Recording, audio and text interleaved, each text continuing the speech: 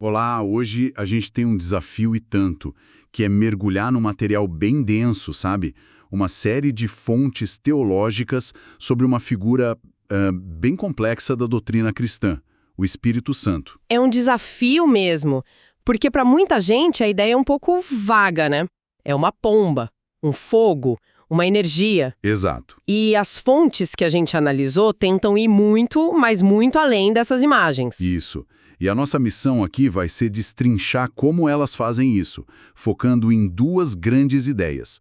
A primeira é o argumento de que o Espírito Santo é uma pessoa, com mente, com emoções e não só uma força. Certo. E a segunda, que é o passo seguinte, é a afirmação de que essa pessoa é plenamente Deus, no mesmo nível do Pai e do Filho na Trindade. E o curioso é que os próprios materiais já começam com uma nuance que mostra o tamanho do cuidado.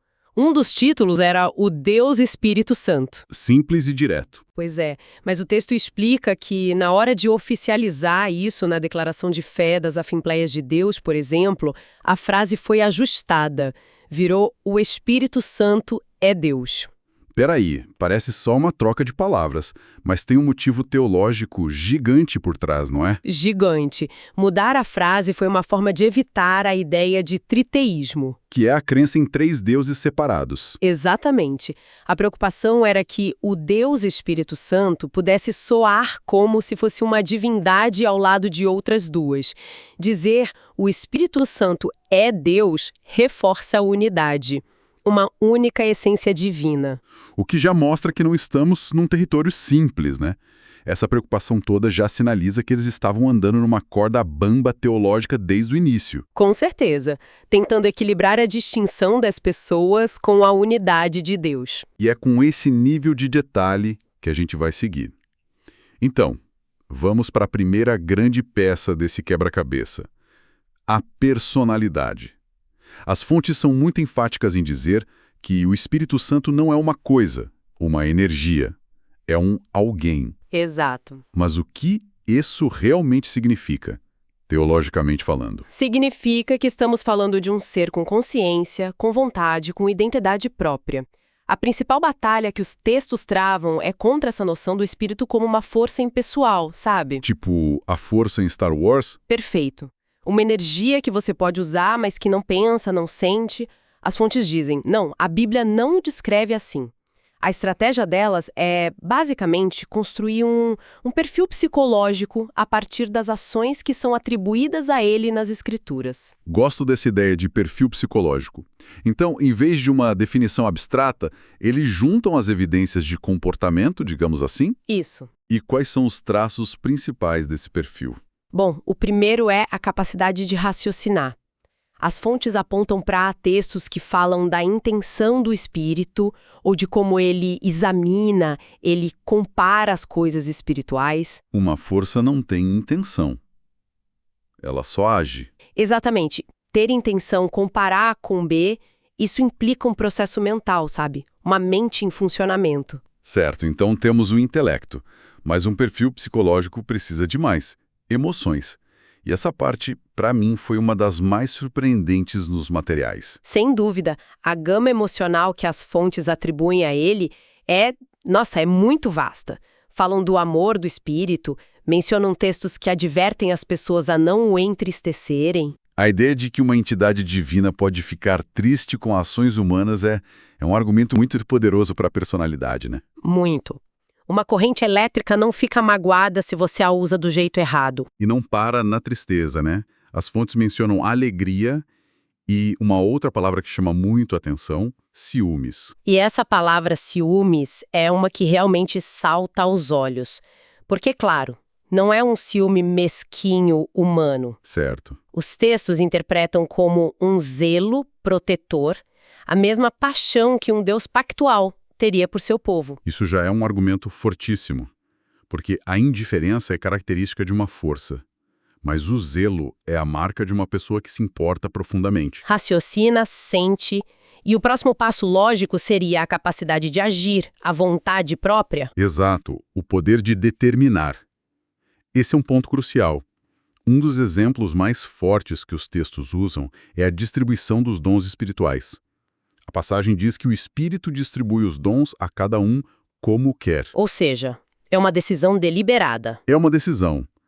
Ele avalia e decide. Não é uma loteria divina, assim, aleatória. Eu lembro também do exemplo do Concílio de Jerusalém, onde os líderes da igreja tomam uma decisão e comunicam dizendo: pareceu bem ao Espírito Santo e a nós. Isso. Eles o tratam como um membro votante do conselho, cuja opinião foi consultada e pesou na decisão. Ele não é só a atmosfera da sala. De jeito nenhum. Ele é um participante ativo com uma vontade expressa. Isso nos leva a outra característica. Ele se comunica. Ele fala. Sim, os textos são cheios de exemplos disso. Disse o Espírito Santo: separai-me Barnabé e Saulo. Não é uma inspiração vaga, um sentimento. É uma instrução direta verbalizada.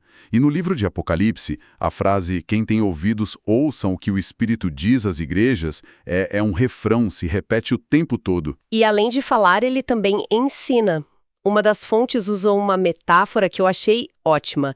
Ele é como um professor dedicado. Ah, sim. Jesus o chama de consolador, que viria para ensinar todas as coisas e fazer os discípulos se lembrarem do que ele disse. Ensinar, lembrar. Isso não é uma ação mecânica. Exige didática, paciência, um relacionamento. Espere um pouco. As fontes também falam de algo ainda mais íntimo. A ideia de que uma parte de Deus ora pelas pessoas. Isso quebra completamente a imagem de uma divindade distante. Como eles explicam isso? É um dos pontos mais profundos, realmente. A fonte se baseia numa passagem de Romanos que diz que, quando a gente não sabe como orar, o Espírito intercede por nós com gemidos inexprimíveis. Gemidos inexprimíveis. A interpretação é que ele conhece a nossa fraqueza e a nossa confusão a um nível tão íntimo que ele mesmo articula nossas necessidades diante de Deus. É a imagem de um advogado ou, um tradutor da alma. Juntando tudo isso, então, o que a gente tem? O que temos, e esse é o grande insight das fontes, não é cada atributo isolado, é a totalidade. Eles estão essencialmente montando o retrato de uma consciência. Um ser que raciocina, tem uma vida emocional complexa, que zela, decide, fala, ensina e se relaciona. O argumento cumulativo é que isso não pode ser um algo. Tem que ser um alguém. Isso nos leva a uma consequência lógica que é onde a teologia fica realmente densa. Se as fontes estabeleceram que o Espírito Santo é um quem, a pergunta inevitável é: quem exatamente? Um anjo? E é aí que os textos são taxativos, argumentando que a sua natureza é a mesma de Deus. É aqui que o conceito de terceira pessoa da Trindade entra com força total. E as fontes fazem questão de esclarecer uma coisa fundamental. Terceira não é uma posição no pódio. Não significa terceiro lugar em importância. De forma alguma. Não é sobre poder. É uma questão de ordem na revelação e na função. Uma das fontes usa uma analogia que ajuda a entender isso quase como a organização de um projeto, né? O pai é o arquiteto que planeja a salvação. O filho é o engenheiro que executa a obra na cruz. E o Espírito Santo é o gestor que aplica e mantém essa obra na vida das pessoas. É sobre papéis diferentes num projeto único, não sobre hierarquia. Uma ótima forma de colocar. E para provar essa divindade, essa igualdade de natureza, os materiais se dividem em dois tipos de evidências. As que eles chamam de provas explícitas, onde a Bíblia praticamente iguala o Espírito a Deus, e as implícitas, que são mais sutis. Entendi. Elas mostram que ele possui características e realiza obras que só Deus poderia ter ou fazer. Vamos começar pelas explícitas. Acho que o caso mais famoso que todas as fontes mencionam é a história de Ananias e Safira no livro de Atos. Sim, é o flagrante teológico, por assim dizer. A história do casal que vende uma propriedade, mas mente sobre o valor doado. Certo. E o apóstolo Pedro os confronta e diz a Ananias: por que você mentiu ao Espírito Santo? E alguns versículos depois ele arremata: você não mentiu aos homens, mas a Deus. A conexão é direta, não deixa margem para interpretação. Mentir para um é mentir para o outro. Exatamente. Para a mente de Pedro ali, a identidade era a mesma. Outro conjunto de provas explícitas são as chamadas fórmulas trinitárias. Expressões que colocam os três juntos. No mesmo patamar. A mais conhecida é a ordem de Jesus para o batismo, batizando-os em nome do Pai e do Filho e do Espírito Santo. E as fontes destacam um detalhe gramatical aí que é fascinante. Jesus diz em nome, no singular. E não nos nomes, no plural. A interpretação teológica é que isso aponta para uma única essência, um único nome divino que abrange as três pessoas. Faz sentido. E tem também a bênção apostólica no final de uma das cartas de Paulo, que diz: a graça do Senhor Jesus Cristo, o amor de Deus e a comunhão do Espírito Santo. Novamente, os três são invocados juntos em pé de igualdade. Ok, essas são as provas diretas. E as implícitas. A lógica aqui parece ser, se tem os atributos de Deus... Provavelmente é Deus. A lógica é essa.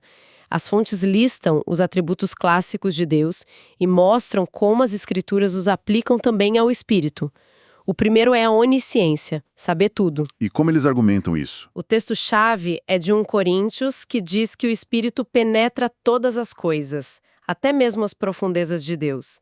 A analogia é que, assim como só o espírito de uma pessoa sabe o que se passa dentro dela, só o Espírito de Deus conhece plenamente os pensamentos de Deus. Se ele conhece as profundezas de Deus, seu conhecimento não tem limites. Isso. Depois vem a onipresença. Estar em todo lugar. As fontes usam o Salmo 139, onde o autor pergunta: para onde posso ir longe do teu espírito? E a resposta é: para lugar nenhum. No céu, no abismo, no fim do mar, ele está lá. Certo. Onisciência, onipresença... E onipotência, o poder absoluto. O grande exemplo é a concepção de Jesus. O anjo diz a Maria que o Espírito Santo virá sobre você e o poder do Altíssimo a cobrirá. Essa capacidade de criar vida é uma prova de poder ilimitado. E por último, a eternidade. Um texto em Hebreus o chama de Espírito Eterno. Se ele é eterno, ele não foi criado, o que é uma característica exclusiva de Deus. mas não são só os atributos, certo? As fontes também argumentam que as ações dele são uma prova de divindade. Sim, e isso talvez seja ainda mais forte. São obras que, na teologia judaico-cristã, são prerrogativas exclusivas de Deus. Já falamos da encarnação. Certo. Mas e a ressurreição? As fontes mostram que a ressurreição de Cristo foi obra da Trindade. Um texto diz que foi o Espírito daquele que ressuscitou a Jesus que o fez. E que esse mesmo Espírito vai dar vida aos nossos corpos mortais. Ele é o agente da vida. E ressuscitar os mortos é, talvez, a demonstração máxima de poder divino? Sem dúvida. E tem uma última obra, que é a santificação. A ideia de que o Espírito é quem transforma o caráter de uma pessoa, quem convence do pecado e a molda à imagem de Cristo. Mudar o coração humano. Antes da gente fechar, tem um último detalhe, uma pista linguística que as fontes destacam e que eu achei muito interessante. Quando Jesus promete enviar o Consolador, ele diz que enviará outro Consolador. Isso mesmo, e o ponto-chave está na palavra grega original para outro. Existem duas palavras, héteros, que significa outro de um tipo diferente, E Alan. e alã, que significa outro do mesmo tipo, da mesma natureza. E a palavra que Jesus usa é? Alon. Ao prometer um consolador que é Alon, Jesus estaria, segundo a interpretação das fontes, garantindo que esse consolador teria a mesma natureza divina que ele. É mais uma peça que se encaixa perfeitamente nesse quebra-cabeça. Então, o que tudo isso significa? Se a gente juntar todas as peças, o quadro que emerge desses materiais é o de uma figura que é, ao mesmo tempo, uma pessoa distinta, relacional... Mente, emoções, vontade... e também plenamente divina, compartilhando da mesma essência e dos mesmos atributos do Pai e do Filho. Exato. E o objetivo das fontes em construir esse quadro não é só acadêmico. A intenção é prática. Se o Espírito Santo é uma força, a relação é de uso, de manipulação. Mas se ele é uma pessoa divina... a relação é de comunhão, de amizade, de submissão. Muda tudo, sabe?